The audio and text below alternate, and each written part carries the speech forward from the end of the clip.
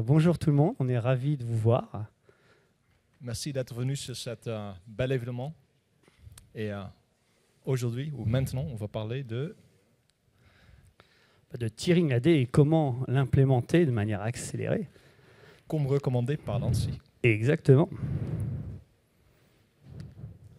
Du coup, je suis avec mon collègue Guillaume Mathieu, qui vient de société Arden AD. Et donc Franck, mon collègue de chez Silverfort. Alors moi j'ai même deux casquettes. Je suis à la fois un membre de la communauté Arden avec mon charmant Loïc qui est au premier rang ici. Et effectivement, je suis aussi responsable technique chez Synetis. Et aujourd'hui, au niveau de l'agenda, Franck, tu peux nous en dire un petit peu plus? Oui, on va parler de Tiring AD, vue d'ensemble des différentes approches pour l'implémentation. Et on va faire un focus sur le RETEX, le retour d'expérience de l'implémentation du Tiring réellement étanche et Windows Server 2025. Aussi sur comment mettre en place le Tiring avec des comptes, des activations des vieux comptes, comment gérer l'AD via des OU. Tout à fait. Et puis enfin, le sujet majeur, des comptes de service qui est souvent laissé de côté quand on met en place du Tiring. Voilà, c'est vraiment des sujets de fond. Donc, très orienté RETEX, la session. Alors justement, si on fait un petit focus sur l'AD, alors il y a un grand chef de l'AD qui a dit un jour que le Tiring, c'était d'empêcher que les traces d'authentification puissent être rejouées pour obtenir un accès plus privilégié. Alors, le grand chef, c'était son ancien chef. Et on ne serait pas là si justement cette personne n'existait pas. Donc je vous laisse deviner qui c'est. Du coup, explique-moi comment ça fonctionne une attaque AD. Oui, alors là, c'est un retour d'expérience très concret que j'ai eu le malheur de vivre il y a de ça 4 ans. Il faut savoir que moi, je suis arrivé à la cyber, en fait, par les attaques. Je travaillais entre autres avec Loïc et d'autres personnes de la communauté Arden, enfin ce qu'ils n'appelaient pas encore la communauté Arden, dans une société qui faisait de l'infogérance, et on s'est pris 21 attaques. Donc là, je vais vous décrire un scénario qui ressemble globalement à une des 21 attaques qu'on s'est pris pendant 2 ans. Ce qui est terrible dans ce scénario-là, c'est que ça marche de l'extérieur de l'entreprise. Donc on va faire quelques sauts rapides. En gros, depuis le Covid, il y a toujours des portes d'entrée dans les sociétés, par définition. Tout le monde fait du télétravail, c'est comme ça. Donc on a plein d'outils en ligne, des scanners réseau comme Shodan, qui vont scanner pour vous et faire des filtres. Donc on peut même avoir les serveurs RDP pas à jour en 2003 par exemple, ou les serveurs ou les éléments de vidéocaméra avec les logins de mot de passe par défaut. Ces scanners se proposent ce genre de choses. Donc assez rapidement, on peut trouver la porte d'entrée de la société. Une fois que c'est fait, on peut aller voir les bases de comptes compromis, et puis en croisant les deux, on peut arriver à trouver comment rentrer dans la société de l'extérieur, si et seulement si à ce moment-là on n'a pas d'accès à fort privilège. Si on a des accès à fort privilège requis, c'est-à-dire surtout de l'authentification, ce n'est pas fort privilège, mais une authentification forte que je voulais dire. Si on a de l'authentification forte, par exemple on a un VPN qui va demander une authentification MFA sur son téléphone portable, là on change un peu d'approche. L'attaquant il va commencer à faire du heavy ginks ou ce genre de techno qui en gros vont vous envoyer un lien de phishing, vous allez avoir l'impression de vous authentifier sur des solutions comme Microsoft 365, mais en fait pas du tout, vous êtes sur le site de l'attaquant, et l'attaquant c'est lui qui va faire l'authentique sur le vrai site pour vous. Et grâce à cette méthode, il va pouvoir récupérer login mot de passe et contourner la partie MFA. Donc globalement, avec toutes ces techniques, l'attaquant il rentre dans le SI. Une fois qu'il est à l'intérieur, il y a plein de techniques d'attaque qui vont permettre globalement de cascader domaine admin. Le record chez Synetis pour un test d'intrusion réussi à partir d'un accès réseau et une machine avec un compte standard, pour passer domaine admin, c'est 27 minutes. Voilà. Et c'était plutôt dans le médical. Donc dans l'heure, on pouvait tuer des gens en déréglant les machines dans les blocs opératoires. Donc c'est diabolique, hein. Ça va très vite. Donc cette étape-là, en fait, de la 3 à la 6, c'est hyper rapide. Et on va voir tous les mécanismes, dont le Tiring, qui permettent d'empêcher ce genre d'attaque. Ce qui était intéressant aussi dans l'attaque, c'est une fois qu'on avait l'accès à l'AD, l'attaquant il commençait à escalader. Donc si par exemple le serveur de Virtu est dans l'AD, dès que l'AD tombe, la Virtu tombe. Le serveur de sauvegarde est dans l'AD tombe, la sauvegarde tombe. Si vous n'avez pas de sauvegarde déconnectée, vous êtes cuit. Parce que l'attaquant il va tout supprimer. L'immutabilité des sauvegardes, parlons-en quelques secondes. Il suffit que la sauvegarde immuable soit sur une VM, vous supprimez la VM, il n'y a plus d'immutabilité. On bypass par le bas l'immutabilité. Et vous pouvez fonctionner par rebond. Si mon serveur de sauvegarde est en groupe de travail, mais par contre que c'est une machine virtuelle, mais que ma virtu, je l'ai compromise parce qu'elle est gérée par des comptes du domaine, boum, plus de sauvegarde non plus. Voilà, on a le même principe avec l'Entra Connect pour rebondir sur les tenantes, M365 et passer Global Admin. Donc l'idée, c'est que rapidement, en fait, c'est plus une compromission AD, c'est une compromission globale de tout le SI et des attaques par dépendance. À ça, l'ANSI répond aux zones d'administration. Et enfin, comme toujours, double extorsion, donc exfiltration de données dans un premier temps, et après, ils envoient le rançon logiciel. Si vous voulez, pour comprendre comment fonctionne un rançon logiciel, vous prenez un outil type disque Cryptor, et vous verrez qu'en fait, le mot de passe devient votre clé de rançon, entre guillemets, et c'est très facile à déployer. D'ailleurs, c'est comme ça que l'attaquant avait fait, puisqu'il avait utilisé disque Cryptor comme rançon logiciel maison. Voilà. Donc diabolique. Hein. Du coup, on sait que le tiering peut éviter plusieurs étapes dans cette attaque Active Directory. Quel modèle de tiering devrais-je implémenter comme société? Alors, c'est vrai que le modèle officiel, c'est 3 tiers. C'est T0, c'est donc tout ce qui est serveur à très fort privilège, contrôleur de domaine, serveur de PKI, serveur Entra-Connect. Le T1, on dit plutôt les serveurs applicatifs. Le T2, plutôt la partie poste de travail. Nous, c'est vrai qu'à la communauté Ardenne, on est parti sur un modèle à 5 tiers, parce qu'on rajoute le tier 1 legacy, le tier 2 legacy. Parce que l'approche de dire que les systèmes sont périmés au bout de 40 mois ne nous convient pas. On a beaucoup de clients qui ont des SI industriels qui ont besoin de solutions long terme. Et aujourd'hui, il y a des solutions pour durcir des serveurs 2003. Voilà, tout n'est pas magique, mais il y a des possibilités. On peut créer des contrôleurs de domaine legacy. On peut tout simplement arrêter les services qui sont vulnérables sur un 2003. Le SMB server, le RDP, filtrer les accès RPC. Il y a des solutions. On peut avoir un SI avec des 2003 qui ne soit pas une passoire. C'est faisable. Et c'est entre autres grâce à la création de comptes d'administration dédiés, tier legacy. Et on peut même sous-segmenter. Après, on peut avoir plusieurs tier 1 legacy, plusieurs tier 2 legacy, si vous voulez encore diviser votre risque. Un tier égale un compte d'admin. C'est ça qu'il faut retenir. Et vous silotez votre SI avec ces comptes-là. Et c'est étanche. Un compte T1L ne peut pas ouvrir de session sur une machine T1. C'est ça le principe. Alors justement, Franck, peut-être, cette slide elle est synthétique. Après, on développera, on a plein de démos qu'on va vous montrer, des bypass de modèles de tiering. Mais globalement, si on peut résumer, tu peux nous en dire un peu plus sur les différentes approches, les différentes stratégies pour faire du tiering, maintenant qu'on a vu ce que c'était le tiering. Oui, du coup, il y a deux méthodes nativement présentes dans Active Directory qui permettent d'implémenter le tiering. C'est les silos d'authentification et des restrictions de login. Les restrictions de login, c'est les GPO avec les droits d'utilisateur pour permettre de se connecter sur un ordinateur. Ensuite, il y a l'approche avec les outils tiers comme Silverfort. Un point important à souligner, ce qu'il appelle droit utilisateur, ce qui fait qu'un utilisateur est réellement admin d'une machine Windows, c'est qu'il a des permissions sur les fichiers, les dossiers, les entrées de la base de registre, les objets DECOM, et j'en passe. Il a des permissions, donc par exemple full control, modifié, mais c'est aussi la notion de droit utilisateur, privilège utilisateur. Et en fait, les stratégies de restriction de login, ce sont des privilèges. Deny logon, allow logon, ce sont des privilèges. On en a d'autres. Hein. Par exemple, take ownership, ça veut dire devenir propriétaire. Le propriétaire peut changer les permissions. Donc si on a le droit de take ownership, on peut devenir propriétaire de n'importe quel élément sous Windows, dans un dossier, un fichier, une entrée de registre. Et donc, si je suis propriétaire, je peux changer les permissions sur cet élément. Donc un simple compte standard avec take ownership, il peut cascader domaine admin sur un contrôleur de domaine en 1 ou 2 heures de travail. Ça va être un petit peu long, fastidieux, mais il va y arriver rapidement. Voilà. Et donc justement, Franck, c'est un des éléments qui est embêtant. En quoi c'est un problème que les stratégies de restriction de login, elles s'appliquent, elles utilisent des privilèges Windows? Ça veut dire que si quelqu'un a des droits admin en local sur un ordinateur, ils peuvent complètement casser le modèle de restriction de login comme défini dans le GPO. Exact. Et ça, c'est fâcheux. Parce que donc, on peut complètement bypass le modèle de tiering en modifiant manuellement le poste. Donc on verra, il y a une petite présentation de comment on peut faire assez facilement. Ouais. C'est contraire des autres méthodes comme les silos et les approches comme Silverfort qui appliquent les droits d'accès sur le contrôleur de domaine. Du coup, il n'y a pas une possibilité de les contourner en local. Les autres différences, il y a des limitations sur la gestion des accès cross-domaine avec les silos.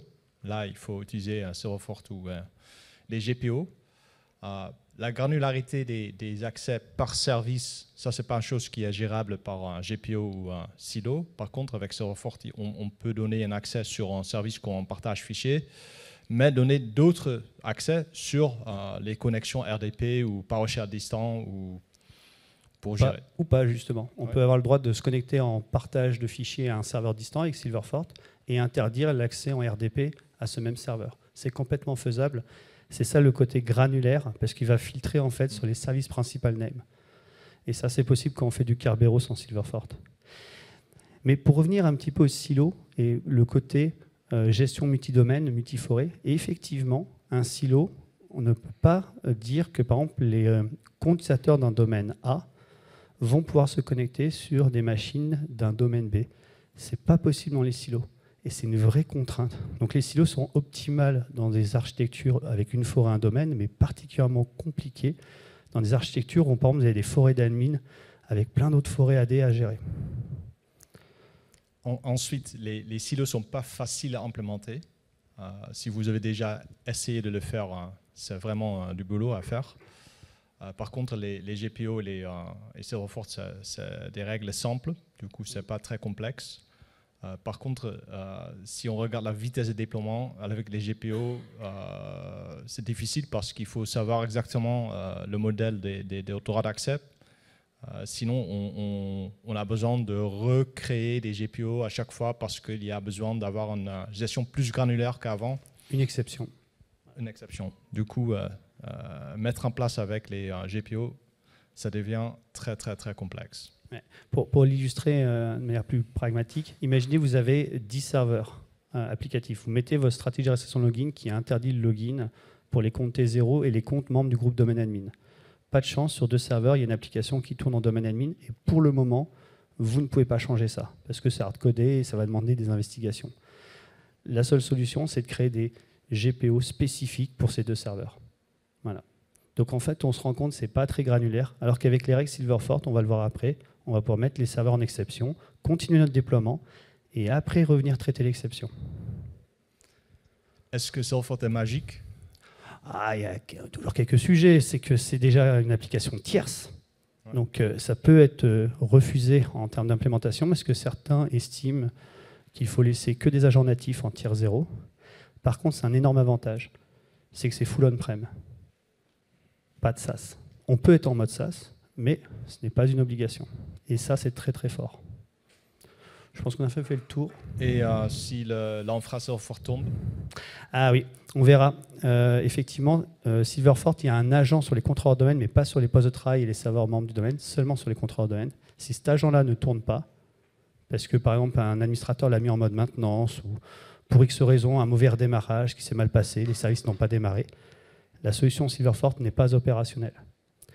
Voilà. L'attaquant qui voudrait arrêter le service Silverfort, il serait obligatoirement admin des contrôleurs de domaine, donc il serait déjà tier 0. Il pourrait faire autrement. Il y aurait d'autres choses à faire. Donc c'est pareil que les silos, on estime que c'est le même niveau de protection. C'est forcément un accès de T0 pour pouvoir couper le tiering, en fait. Mais est-ce que ça veut dire qu'on peut dépendre sur une seule méthode de contrôle d'accès ? Et on va le voir après, justement. C'est un de nos principaux retours d'expérience. Il faut mixer au moins 2 méthodes parmi les 3 que vous voyez là. Comme mentionné, les GPO sont définis de façon centralisée dans Active Directory, mais ils sont stockés sur le partage sysfall, ensuite téléchargés vers chaque système et interprétés pour appliquer les règles en local. Si on a un accès en local avec un droit admin, on peut contourner tout ce qui est défini. Il y a des outils pour le faire, il y a des modules PowerShell. On peut faire aussi du SecEdit pour les anciens, on peut faire du GPEdit pour ceux qui aiment les interfaces graphiques. Il y a plein de solutions pour le faire. Voilà. Ou ce petit script PowerShell qu'on vous a trouvé. Si on passe du côté silo d'autante, on a une autre problématique. C'est qu'il y a 3 modes de fonctionnement. En fait, le KDC peut être réglé en 3 modes. Il y a un mode qui s'appelle Fail Unarmored Authentication, un autre qui s'appelle Always Provide Claim et compatible. À la communauté Harden, on a choisi de ne prendre que le mode Always Provide Claim, parce qu'en fait, le mode Fail Unarmored ne fonctionne pas dans certains cas précis et génère des problèmes de prod. Si pour X raison, il ne vous reste qu'un seul contrôleur de domaine d'allumé, on va avoir, selon le type d'OS, des expériences bizarroïdes. Donc sur certains, je crois que c'était 2022, il faut faire une première autente, elle va échouer. Vous faites une deuxième autente, au bout d'une minute, elle passe. Sur d'autres OS, ça déconne encore plus. Sur 2025, c'est catastrophique. Moralité, j'ai essayé de passer un client en prod en fail unarmored. On est revenu en arrière parce qu'il a eu un moment où il y a eu un arrêt électrique et ça a galéré pendant 2 heures pour redémarrer. Voilà. Donc ce mode-là n'est pas possible aujourd'hui. C'est trop buggé. Il y a des problèmes. Voilà. Et c'est dommage que Microsoft ne mette pas plus d'énergie pour améliorer les silos. Mais bon, ça permet à Silverford de proposer de très belles choses qui vont encore plus loin.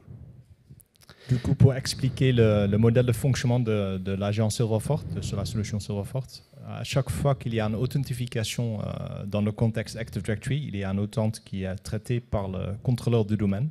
Là, on a un agent qui va surveiller les autentes et qui pourrait extraire le contexte de la demande d'autente pour ensuite observer s'il y a des politiques définies pour cette autente et ensuite déclencher une réponse. Ça pourrait être déclencher un MFA, ça pourrait être un MFA fourni par nous ou un MFA d'une solution déjà en place, un MFA bureautique Microsoft, Okta, Duo ou autre, ou même des méthodes FIDO2 comme les jetons physiques Yubico ou autres.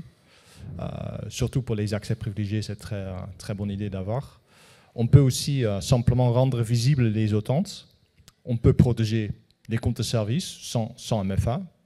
Et on peut agir comme un pare-feu d'authentification, où on va rejeter les autentes qui ne sont pas conformes à un contexte autorisé.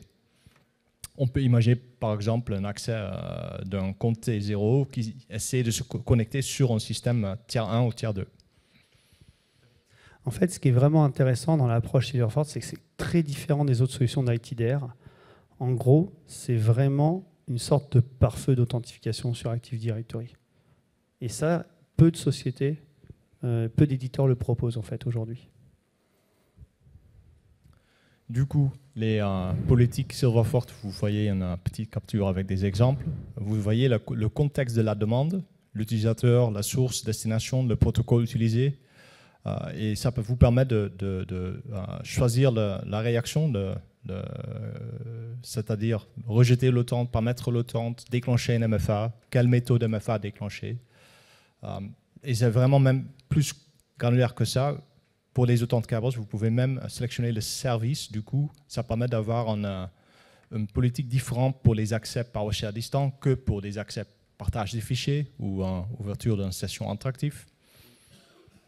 Et c'est là qu'on retrouve effectivement le côté filtrage par service qui est extrêmement intéressant. On verra, on a des petites vidéos de démo là justement qui vont nous illustrer ce cas-là où on a une session remote PowerShell qui est bloquée justement. Oui, du coup, on a 3 vidéos pour vous montrer la solution. D'abord, on commence avec une vidéo pour vous montrer les accès, identification des accès privilégiés. C'est surtout une problématique dans le tiers 1 où on ne sait pas exactement qui a des accès privilégiés sur les serveurs applicatifs.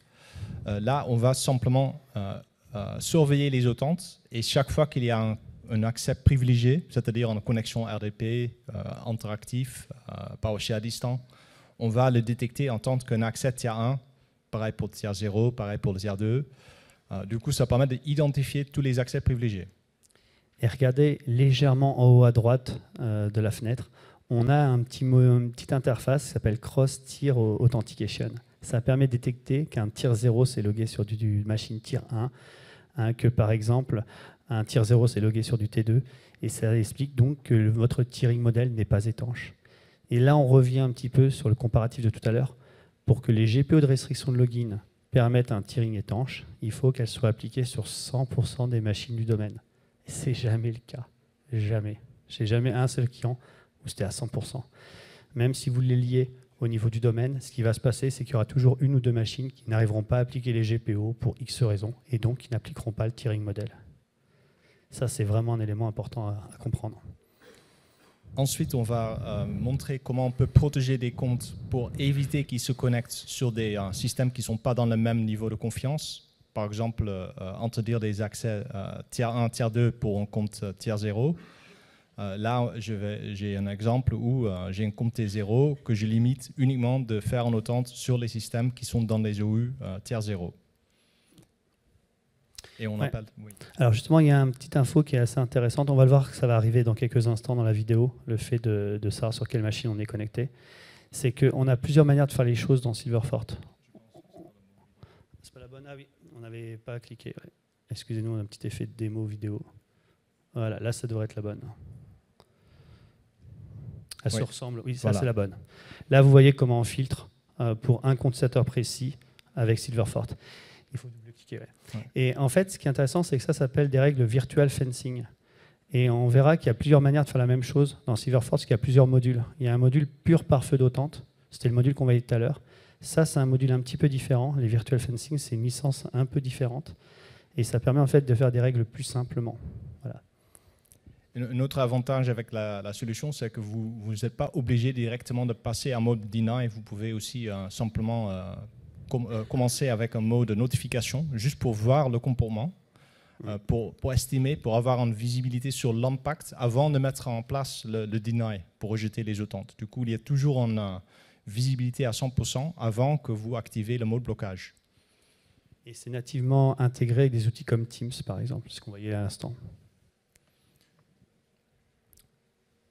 Du coup, s'il y a une règle qui rejette un accès, il y a toujours une trace dans la solution qui permet de voir tous les attentes AD avec la règle Silverfort qui s'applique, qui va rejeter une attente. L'utilisateur va avoir simplement un mot de passe incorrect. Il ne sait pas pourquoi ça ne fonctionne pas, mais dans la solution de SOC, vont avoir une visibilité complète. Ça, c'est très important à savoir. C'est vraiment un choix fort de Silverfort d'avoir fait croire à l'attaquant qu'il avait le mauvais mot de passe. Donc c'est un login mot de passe, fail. Et donc dans le log, on a bien l'entrée qui marque deny, qui va expliquer la policy matchée. Et en gros, ce qui se passe, c'est vraiment Silverfort met en pause potentiellement pendant 30 secondes les attentes Kerberos. Si c'est une règle de deny, c'est immédiat. Si c'est du MFA, on va le voir après, vous avez 30 secondes pour répondre. Voilà, sinon, vous passez en échec. Et c'est une contrainte protocolaire. Et il faut faire une deuxième fois. Voilà. Ouais. Du coup, ici, j'ai une politique pour permettre l'MFA pour un accès PowerShell à distance. Là, vous voyez les jetons associés avec l'attente PowerShell à distance sont utilisés pour déclencher un MFA.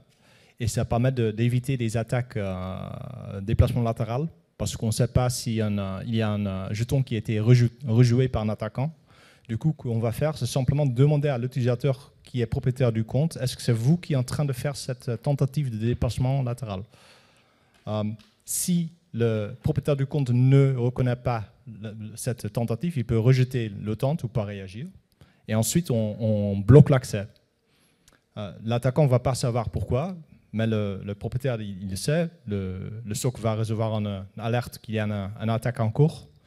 Et du coup, c'est un moyen pour bloquer toutes les attaques qui utilisent le déplacement latéral. Alors, on peut avoir cet agent qui est sur un terminal mobile. Et dans les plateformes complètement cloisonnées, la solution, c'est de faire donc, obligatoirement la méthode de MFA fournie par Silverfort, plus le déploiement d'un agent sur votre poste de travail. Et ça permet de traiter la problématique des environnements 100% cloisonnés, zéro accès à Internet. Et ça, c'est très fort. Oui, du coup, il y a le OTP et le FIDO2 utilisables dans les réseaux cloisonnés. Alors, maintenant qu'on a vu comment on pouvait faire du tiering avec les 3 grandes manières de faire, il nous faut tout de même signaler certains éléments. Le tiering seul ne suffira pas à bloquer l'attaque que vous avez vue initialement. On a de nombreux outils de sécurité qui peuvent se retourner contre les défenseurs. Les bastions sont typiquement ce type d'outil-là. Les bastions ont une fonctionnalité extrêmement intéressante qui s'appelle la rotation des mots de passe, qui se justifie pleinement pour les accès T1, T2, qui permet souvent même de faire du tiering parce qu'à force de siloter, les gens se retrouvent avec 50, des fois 100 comptes pour gérer tout un SI dans des SI de taille importante. Et donc, le fait que le bastion injecte les mots de passe pour l'administrateur, ça permet de faire qu'on adhère à la solution, on fait adhérer les gens à la solution. Le problème, c'est que cette injection de mots de passe peut se retourner contre nous. Si vous gérez votre ESI et des accès tiers 0 depuis une machine bureautique, les machines bureautiques, c'est un compte d'administration T2 qui le gère. Donc votre poste bureautique de l'équipe IT, potentiellement, une simple personne du helpdesk peut y accéder en tant qu'admin ou réinitialiser votre login mot de passe. Ce que fait l'attaquant, donc, c'est qu'il compromet un poste pour peu que ce compte permette d'être admin local de tous les postes, alors soit d'un site, soit carrément de toute l'entreprise. Il va devenir admin local du poste de l'administrateur. Il va pouvoir commencer à déployer des backdoors, des choses bizarroïdes. Et donc, il va réutiliser ce poste-là pour pouvoir se connecter au bastion. Et via le bastion, il va faire ses élévations T2, T0, T2, T1. Donc, on se rend compte qu'il faut faire très attention. L'ANSI est très clair. Il faut des machines d'administration. Là où on diverge entre le point de vue ANSI et le point de vue Arden, c'est qu'à la communauté Arden, on vient historiquement de l'infrastructure. Loïc, moi-même et Jean-François, qui est assis là-bas, donc les 3 cofondateurs, on vient tous de l'infrastructure. On veut des approches pragmatiques. On n'est pas des ayatollahs à la cyber. Les admins doivent avoir un poste physique. Point. Ils ne doivent pas en avoir 3, 4, sauf dans les environnements très cloisonnés, à très haut niveau de sécu. Mais pour la société lambda, c'est un poste physique la règle. Et donc, si on le voit sur le schéma, ce qui se passe, c'est que le poste physique, et donc la machine d'admin, a un accès très limité au SI, en termes d'accès Internet, je veux dire. Il a un accès Internet très limité. Il ne fait que de l'admin. Et on se connecte en RDP à une machine bureautique qui est souvent une ferme RDS. Pas besoin de faire des choses complexes, juste une ferme RDS monoserveur, ça fait très bien l'affaire. Et c'est depuis cette machine-là qu'on a un accès Internet normal. On peut même s'amuser à faire du remote app pour que, depuis la machine d'administration, on ait l'impression qu'on navigue sur la machine d'administration. Et on ne désactive pas le copier-coller. À part rendre full admin, ça ne sert à rien en termes de sécu. Donc voilà, c'est ces approches pragmatiques, mais qui respectent les bonnes pratiques de l'ANSI, qu'on peut arriver à des très hauts niveaux de sécu. Il y a d'autres outils indispensables comme Protected User, qui permettent de ne pas avoir de session en cache, qui ne permettent aussi de ne pas avoir d'autres protocoles que le protocole Kerberos qui est utilisé. On peut même aller plus loin avec du Restricted Admin et du Remote Credential Guard, ça c'est plus optionnel, mais globalement, le tiering seul ne suffit pas. Et ça, c'est un retour d'expérience qu'on voulait vous donner et qui est très important. Il faut aussi d'ailleurs durcir les postes de travail, ce n'est pas le sujet aujourd'hui, et durcir les serveurs en désactivant tout un tas de protocoles. Alors justement, les retex. Oui, du coup, comment ça déploie un modèle tiering? Est-ce qu'on implémente déjà la version finale d'un coup? Pour vous réveiller un petit peu, je vous propose de voter. Quel est votre niveau de tiering que vous souhaitez acceptable? Alors, je vous donne déjà la règle du jeu. On mixe obligatoirement 2 méthodes. Ça, c'est obligatoire. Alors, qui serait plutôt partisan du niveau 1, à bras levés? C'est-à-dire, on met du Silverfort et quelques stratégies de restriction de login en secours. On peut un peu édulcorer les stratégies de restriction de login, pas de blocage des comptes domaine admin, donc les comptes de service n'ont pas trop posé de problème, mais on silote les comptes d'administration. Donc les comptes d'administration T1, ils sont mis dans un groupe, et par exemple, si je suis sur la stratégie de restriction de login T2, ce groupe de T1, on lui deny le logon des 5 méthodes possibles. Ouverture de session locale, service, batch, etc. Qu'est-ce qu'il y a des partisans de la méthode 1? Oh là, ça dort, je suis déçu. Bon, peut-être qu'on aura plus de chance avec la méthode 2. Alors la méthode 2, on fait la même chose, mais cette fois-ci, on fait avec les pots, les fameuses machines d'administration. Alors, on va vous faire autrement. Qui a des pots dans son environnement? Ah, il y a des mains qui se lèvent, ça fait plaisir. Bon, donc je pense que vous serez déjà plus partisan de la méthode 2. La méthode 3, ça va être plutôt avec les silos. Alors on va poser la question autrement. Qui a des silos d'authentification chez lui? Ah, il y en a quelques-uns. Bon. Nous, très clairement, à la communauté Arden et dans toutes les entreprises de la communauté Arden, on déploie maintenant du silo, mais uniquement pour le T0. Ça permet de faire du silo, pas trop contraignant et assez simple à gérer. Voilà, dans certains environnements, on va un petit peu plus loin. Loïc sourit parce qu'il n'est pas trop fan des silos, on en reparlera. Voilà, c'est pas génial, mais bon, on fait avec. Voilà, ça dépend du client, c'est très bien dit. Et qui a un très haut niveau de sécu, c'est-à-dire a Protected User et fait du Remote Credential Guard Restricted Admin. Est-ce que dans la salle, il y en a qui connaissaient Remote Credential Guard Restricted Admin? Non? Ouais. Ça permet de ne pas exposer ces NTH quand on se connecte. Je vous invite à regarder, c'est assez intéressant. Alors le Retex 2 est Eh ben, c'est plus une phase de transition. C'est un peu une règle d'or. Tu peux nous en parler un petit peu? C'est un Big Bang, non, la transition? Ah non, non, ça marche pas comme ça. Non, très clairement, la règle d'or, c'est il faut convaincre. L'adhésion au modèle de tiering est essentielle. La seule manière de convaincre, c'est de créer de nouveaux comptes d'admin, laisser un mois aux gens pour tester, vérifier que ça fonctionne, que malgré les multiples comptes qu'ils ont, ça fonctionne. Et au bout de ce mois, et là par contre c'est autoritaire, vous désactivez les anciens comptes d'admin. C'est pareil dans le choix de la communauté Harden, on recrée toute une topologie d'OU. C'est tout simplement pour se débarrasser de toutes les permissions qui pourraient bypasser le modèle de tiering. On préfère repartir sur des topologies d'OU vierges et de repartir sur des GPO de sécurité vierges, des comptes d'administration vierges pour supprimer tout l'historique. Un annuaire AD qui a migré depuis Windows NT4, donc il est passé de la base SAM centralisée à NT4, est tout à fait viable aujourd'hui. Il n'y a aucune raison de repartir sur un annuaire neuf.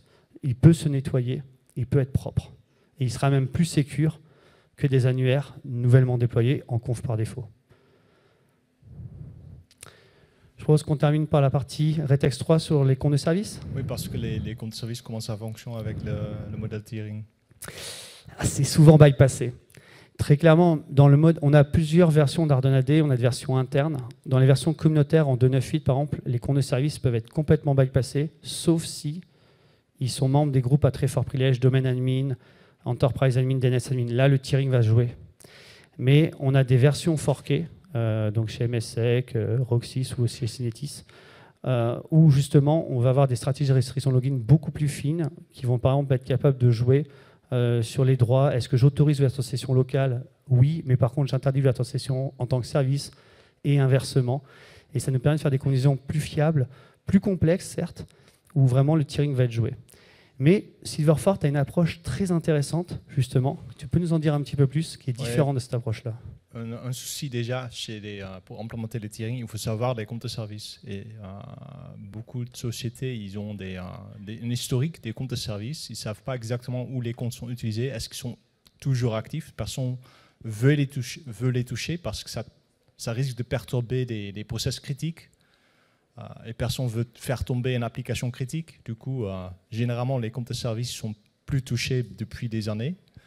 À un moment, il y a une implémentation des règles de complexité et mot de passe, et beaucoup de comptes de service, ils ont un mot de passe qui prédate cette implémentation des règles de complexité. Du coup, la première chose qui manque, c'est la visibilité. C'est d'avoir une vision où sont utilisés mes comptes de service. Silverfort, grâce à l'agence sur le contrôleur de domaine, permet d'identifier l'usage des comptes de service. On peut rendre visible l'utilisation de chaque compte de service. On peut rendre visible depuis où, vers où, nombre de fois, quel protocole. Tous ces types d'infos sont visibles dans Silverfort. Et c'est extrêmement intéressant, justement. Parce qu'on a rarement cette information. Pour savoir, nous, comment on fonctionne en Diag, on cherche des comptes avec des services principal name. Mais c'est très insuffisant comme méthode pour identifier les comptes de service. Voilà. Non seulement on peut rendre visible l'usage des comptes de service, on peut aussi implémenter les contrôles d'accès. On peut limiter les droits d'accès d'un compte de service selon leur utilisation de Kerberos, NTLM, LDAP. On peut limiter l'accès pour uniquement faire des attentes sur les systèmes où le compte est réellement utilisé ou devrait être utilisable. Il y a même une dernière approche, ils appellent ça les smart policy, qui est différente de l'approche que vous voyez là avec les virtual sense, où on peut dire l'outil apprend par lui-même les logins et à un moment T, vous lui dites maintenant tu bloques tout ce qui n'est pas déjà été fait en termes d'attente. On peut le faire manuellement avec les virtual sense, mais c'est faisable aussi par cette méthode-là. Donc c'est un peu comme de dire voilà, je fais apprendre à Silverfort où est mon activité de compte service et je fige. Ça c'est très intéressant aussi. C'est ce qui est présenté justement avec les smart policy à cet emplacement-là. Du coup, comment on va traiter les pots? Est-ce qu'on va faire un attente carte à puce obligatoirement? C'est la seule méthode MFA disponible normalement, non? Et oui. Alors, nous ne sommes pas de grands fans de Windows Hello for Business à la communauté Harden. Pourquoi? Parce qu'en fait, le scénario qu'on aime bien, c'est Windows Hello for Business, Cloud Kerberos Trust. Dans ce scénario-là, en Windows Hello Cloud Kerberos Trust, on a un objet RODC qui est créé et qui, entre ID, se fait passer pour une sorte de RODC. Le problème, c'est qu'il y a une faille qui est utilisable avec un outil qui s'appelle Death Internals. Excuse-moi, c'est AAD Internals, mes excuses. Et avec cet outil-là, en 2 commandes PowerShell, je peux, si je suis Global Admin, faire une modification au niveau d'un attribut entre ID qui s'appelle le on-premise SAME compte name. Et je vais par exemple pouvoir associer au compte Guillaume Mathieu un on-premise SAME compte name qui serait le compte MSOL underscore quelque chose, ou KRBTGT, ce que vous voulez, des comptes à très fort privilège. Et quand je vais me loguer, je vais récupérer un jeton TGT en tant que ce compte-là. Et c'est une faille protocolaire, c'est-à-dire que ce n'est pas corrigeable facilement. Donc Windows Hello for Business, super pour des postes de travail standard. Sur des machines d'admin, no way. Très clairement. Du coup, gestion des cartes à puce, des certificats. Nos amis de chez YubiKey vont être contents, effectivement, mais tout le monde n'a malheureusement pas le budget. Et le sujet, à ce moment-là, c'est de trouver des alternatives. Et justement, Silverfort propose une alternative pour faire en fait, du MFA avec les pots, y compris en environnement cloisonné, justement. Et c'est ce qu'on va voir. Donc là, c'est très intéressant pour nos amis de la défense. Est-ce que c'est une vidéo, c'est après, je pense. Oui, non, c'est une vidéo normale. Oui, voilà. Du coup, là, on a un agent sur un poste pour permettre autant de fil 2 sans besoin d'avoir des certificats à gérer pour les accès privilégiés. Et ça marche diaboliquement bien. Un point important, c'est bien l'autente forte, mais n'oubliez pas le pot. Accès Internet très restreint. Uniquement les outils de sécu, uniquement éventuellement un outil qui permet de partager l'écran à des prestataires tiers qui n'auraient pas un PC de votre entreprise. Vous pouvez le restreindre, mais un accès Internet restreint. Rappelez-vous TeamViewer. L'agent TeamViewer fait une connexion sortante. Le client fait une connexion sortante vers TeamViewer. Et en fait, ça fait une sorte de tunnel entre le client et la machine cible de prise en main à distance. Les attaquants font la même chose. Ils montent en fait des espèces de TeamViewer qui permettent de faire de la prise de contrôle à distance. Ça, vous devez le bloquer. Donc, ce n'est pas parce qu'on autorise par exemple Google Meet ou Teams en prise en main à distance sur la machine physique PO que en fait, vous allez compromettre la sécu d'entreprise. La sécu d'entreprise, elle est compromise quand toutes les adresses IP Internet sont autorisées par défaut. Il faut être dans la logique inverse. J'interdis tout, sauf certains flux bien précis. Merci Guillaume. Avez-vous des questions?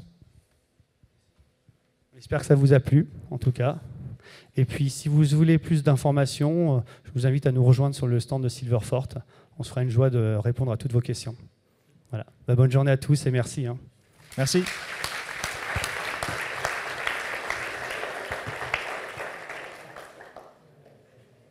Des questions? Il est 38, on a encore un peu de temps si vous voulez.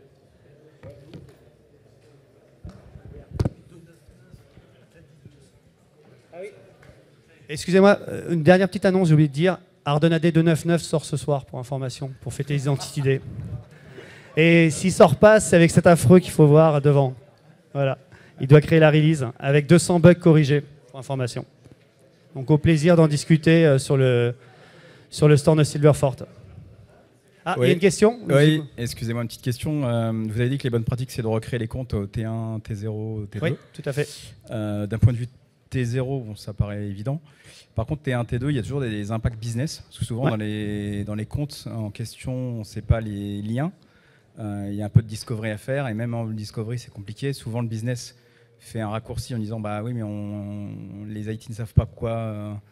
Les impacts des comptes en question. Donc, ils vont vite à on garde les comptes, on change juste le T0. Est-ce que vous avez, j'ai envie de dire, les best practices, c'est ça. Maintenant, si on confronte à la réalité du marché, est-ce qu'il n'y a pas un niveau un peu moins sûr qui pourrait être acceptable? On va en parler. J'ai le retour d'expérience justement d'un client là-dessus. Il avait des comptes ADM qui étaient historiquement domaine admin. On les a sortis du groupe domaine admin. À partir de là, ils n'avaient plus aucun droit dans l'AD puisqu'ils n'avaient pas de droit fin. Mais par contre, ces comptes permettaient aussi de gérer les hyperviseurs. Vous savez que je ne suis pas un grand fan des hyperviseurs gérés par l'Active Directory. On a donné l'exemple. Je pense que les autres membres de la communauté Ardennes encore moins. Mais l'idée, c'est qu'il faut faire la transition en douceur. Donc, ce qu'on peut faire, c'est faire que ces anciens comptes demeurent dans le temps. Mais déjà, sur l'AD, ils n'ont plus aucun accès. On leur a aussi coupé tous les accès admin locaux sur les stations de travail et serveurs membres du domaine. Donc, en fait, à la fin, ça devient des comptes d'admin résiduels applicatifs ou qui permettaient, dans le cas de l'exemple de mon client, de gérer l'hyperviseur. Bon, j'étais toujours pas content parce que c'est les comptes AD qui géraient l'hyperviseur. Mais ça marche aussi avec des comptes qui avaient des accès, par exemple, en base de données, en sysadmin. Et là, on sort de la partie pure admin AD. Donc, c'est aussi une stratégie de transition. On peut se dire que c'est un compte autre accès applicatif, mais qui n'est plus un compte qui permet de créer des ordinateurs AD, de se loguer en tant qu'admin local, ou pire, d'être admin domaine, comme j'avais chez mon client il y a encore quelques jours. D'autres questions? Oui, je vous en prie. Pour ou contre le MFA sur du vCenter si on a un Silverfort? Avec quel type d'annuaire à ce moment-là sur le vCenter? En utilisant l'annuaire de l'AD directement. En AD. fait. Alors, si votre AD, vous avez des silos, qu'il est extrêmement durci, ça vaut le coup. Et vous avez même une solution, c'est vous pouvez tout à fait déployer un annuaire AD dédié à la virtualisation, sur lequel vous passez un modèle de sécu rapidement, type un Arden AD. Donc c'est un script de déploiement qui va tout vous durcir. Et là, vous avez une solution qui est correcte. Ce qui est peut-être important, c'est de dissocier l'annuaire de Virtu de l'annuaire de prod. Donc moi, j'aurais tendance à dire oui, une Authent AD avec un annuaire AD, mais pas forcément l'annuaire AD de prod. Et dites-vous encore que maintenant qu'on a des kits de durcissement rapide d'annuaire, bah, c'est pas très compliqué d'avoir un annuaire AD dédié Virtu. Même principe pour l'annuaire AD de sauvegarde, quand la solution de sauvegarde a besoin d'un annuaire AD pour fonctionner correctement. Voilà, ça arrive encore certaines solutions de sauvegarde qui ont la dépendance AD. C'était le cas de Vim encore jusqu'à quelques versions, maintenant c'est plus le cas, mais c'est la solution. Ouais. Des annuaires AD dédiés. D'autres questions? Oui, je vous en prie.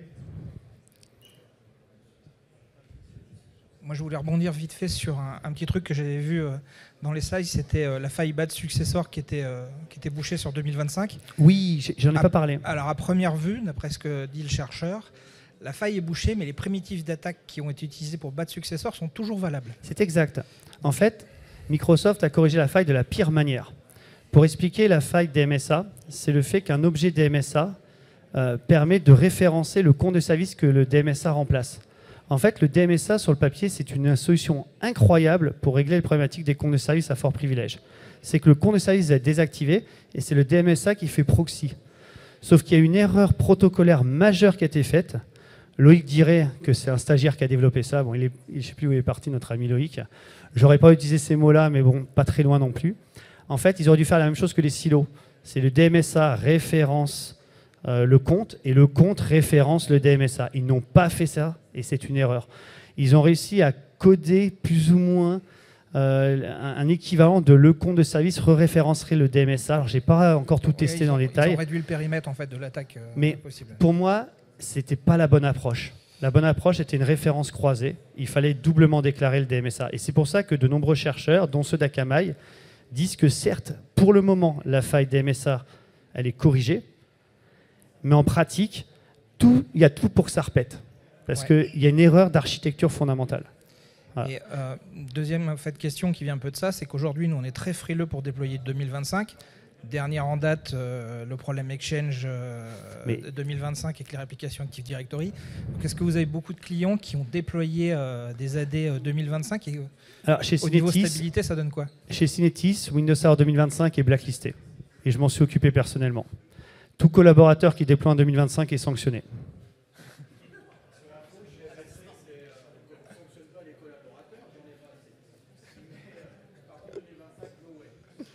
Non.